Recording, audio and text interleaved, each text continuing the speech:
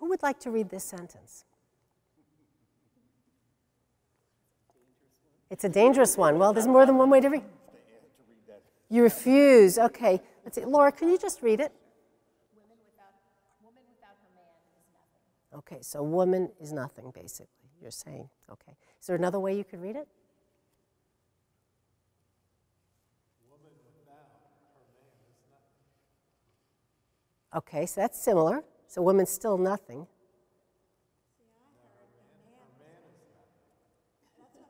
Say it again. I'm sorry. If you want to say it that way, it's woman.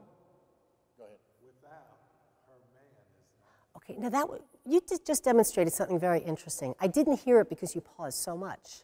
Woman without her man. So you broke up a thought group.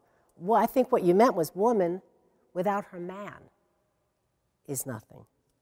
Is that what you meant? No. It's straight as, woman without. So if a guy doesn't have a woman, the man is nothing. Okay, I know what you're saying. I know what you mean. Okay.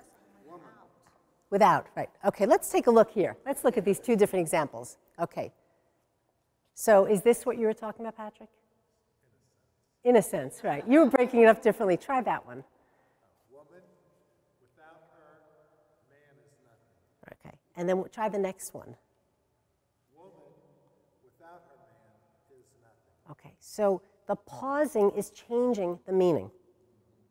What's interesting, Patrick, I had trouble getting what you were saying because you were breaking up in the middle of it. You paused so much that the thought didn't stay together, at least for me. I don't know about anybody else. And so, again, remember, woman without can't stand alone. It's not telling me anything. So I might say woman without her man, or I could say woman without her, but without needs to go with something. Like a preposition needs to go with something. It shouldn't be alone. I wouldn't say I walked to the store. I would say I walked to the store. So start to think about how you can phrase your words together, especially when you're doing readings, so that it comes alive and makes more sense. Now, Patrick, what you did isn't wrong. The way it was broken up, I was missing something. I couldn't get it completely.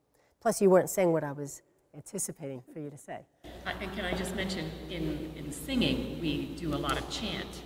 And one of the things I speak to my cantors a lot about is you have to read the words first and find out what this means so that it will flow. And so what you're saying, please pay attention. And how many times do we read something for the first time because we haven't prepared it? I'm not talking about when you get up here, but somebody asks you to read something aloud and you haven't rehearsed it, and so you don't get the flow of the meaning, and you're breaking it up completely differently, or you're not stressing important words.